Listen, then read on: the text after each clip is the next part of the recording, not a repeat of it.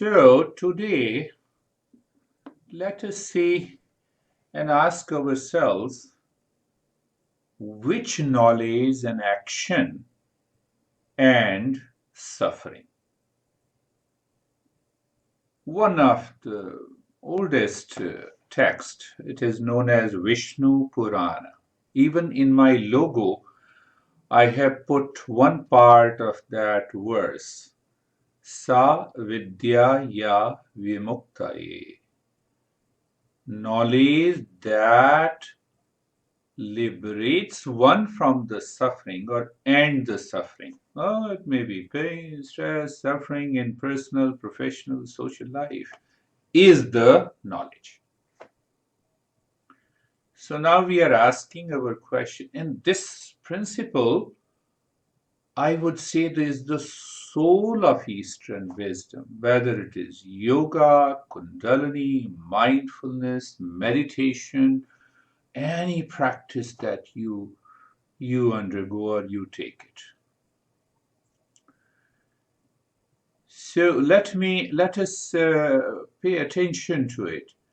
And once you digest it, eat it, means contemplate and reflect it, and you start living with that knowledge in the mind, in the field of awareness, you will never ask what it means by awakening, what it means by realization. Why? You will live into it.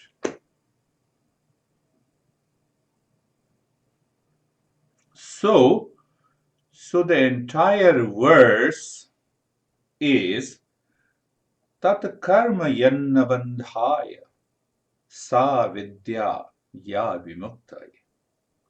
Now see that they have put knowledge and action together. The first part of this verse says, and I I believe it will blow your mind. So what is the meaning of the first part of the verse? Every verse has four parts. The first part of the verse is that is action which does not promote attachment. That is the right action. So one beautiful woman attends the program from India. So she sent me a message. I have given many classes. I am tired. Hence, I cannot attend the meditation session today. And I responded to her, you must not attend it because you are tired. Compare it. That action which does not promote attachment, that is the first line of the first part of the verse. And we will open it. The second part of the verse is the same. That knowledge which liberates me from the suffering is the knowledge. And the third part of the verse, Ayasaya param karma vidayanya shilpanne punam. So now what it says, the third, all other action is mere pointless effort and hardship. All other knowledge, no doubt, it helps me to gain the skill sets and the knowledge, craftsmanship in the world. So the entire verse is complete. So raise couple of questions so that today's meditation perhaps would be the last. And so why last? Because now you live in 24/7 in that state of meditation. First, understand the knowledge that is gained by the sense organs. Any knowledge gained by the sense organs is limited by the capacity and understanding and the range of these sense organs. How simple it is to understand. There is a range. It is limited. And the second part is more important. These sense organs are one-sided windows. They only open to the world outside. They do not open to the world inside. So what should be the step in meditation? Anything perceived as an image has to be brought down, dropped down. Why? I'm finding my true nature. I'm going deeper. Now pick up the mind. Knowledge gained by the mind, including the intellect, is the word of the science. Facts, sense organs, information processed by the mind, applying deduction and lot of logic, and ultimately we have an idea. What is that idea? Is a concept. So this mind and the intellect can get knowledge, maybe right knowledge of the world around. Well, when I say I know you, you are crazy or you love me.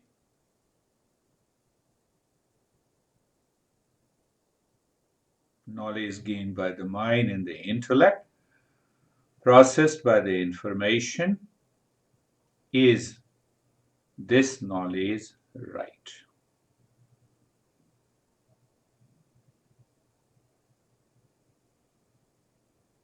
And we claim this knowledge is right, and then we blame, we complain, we react, and the life starts the suffering. So the master, every master of this Eastern wisdom says that this Eastern wisdom is an instrument of knowledge that leads to knowing the true nature in the state of mindfulness and meditation.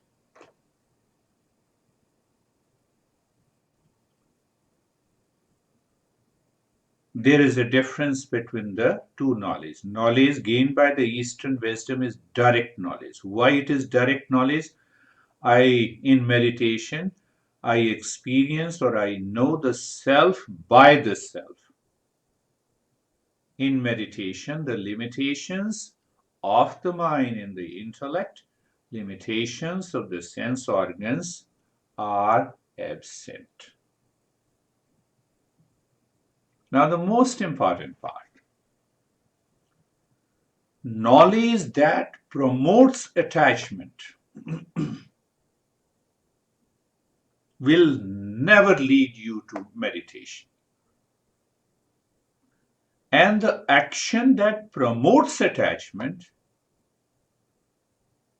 will never help you succeed in meditation. Both kinds of knowledge, we have both kinds of knowledge. So ask a question: is knowledge a power or weakness? Any knowledge that results in weakening our life, mind, thought, process is a weak knowledge. And that is happening almost every day, every moment. You are living with your couple and you see, and the mind says, blame and the complaint comes. So that knowledge, you have a knowledge of anxiety, you have a knowledge of blame, you have a knowledge of love, you have knowledge of passion, you have knowledge of dispassion that is happening in the mind. Can you become aware at that very moment? I experience, this is knowledge. I'm aware of the blame and complaint game. This is also the knowledge is causing the duality and a conflict. Knowledge is promoting the attachment. It will cause suffering today or tomorrow or in the future. Are you getting it? I'm making it very simple. So, what this master is saying, this knowledge or any knowledge by which we liberate the mind from the suffering is the right knowledge. Buddha says in the first Eightfold Noble Path, he says right knowledge. First, he says right knowledge, and then he says right thinking, right speech, right action. Take one example. You go to the store or a mall. Now the Christmas Day celebration is happening. Oh, this Christmas tree is very good. And you have gone with your relation, son, daughter, husband. No, no, this doesn't look nice. But now you have a knowledge that this Christmas tree is very good. I like it. And now I don't want to listen. Anybody dislikes it. It has caused the attachment.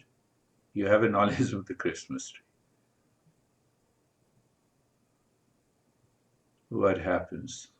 Is this knowledge right or wrong? Have any Christmas tree, whatever you like. Support others, okay. Why?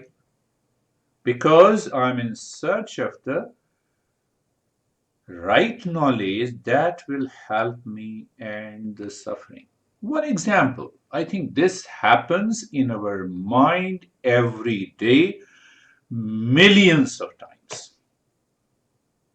I'm stressing millions of times, whether we know it, we don't know it.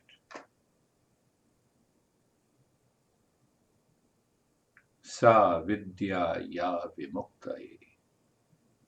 One more part, and then we will practice meditation or mind. So I have a knowledge in the mind.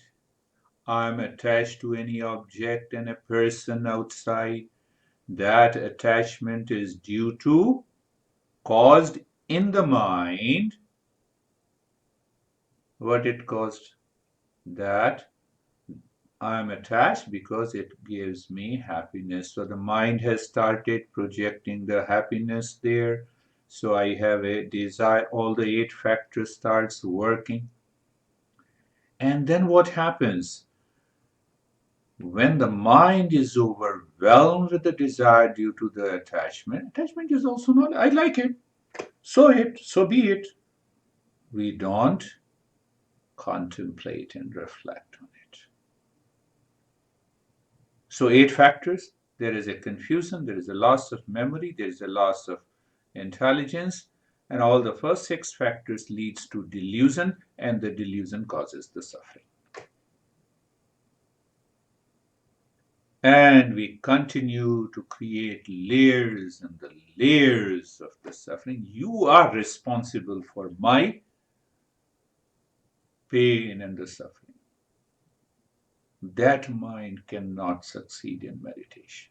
This is the journey. This is how the masters of the Eastern wisdom has declared. And it comes down to only one thing. That knowledge is power which liberates us from suffering. So now, because this knowledge of attachment leads to the delusion, and from that knowledge, the wrong action starts. They make our habit, they create a veil behind the mind. They create a veil in the mind, and we continue practicing. So I will make one statement, you need to think over it. I'm recording it, I'll put it into the speaker. So, days after days, weeks after weeks, months after months, years after years, we live with the knowledge that is weak, that is not power, and continue to practice meditation without any result. Means days after days, weeks after weeks, months after months, we are doing the practice and expecting a different result.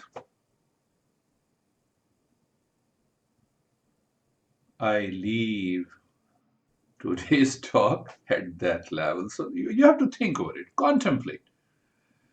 Daily life. Morning you wake up. What is the knowledge? Mine says it is bad morning. Really? I hear. I live here, so I'm using it's a bad morning. Really? Or the knowledge is not right. Knowledge has become a weakness.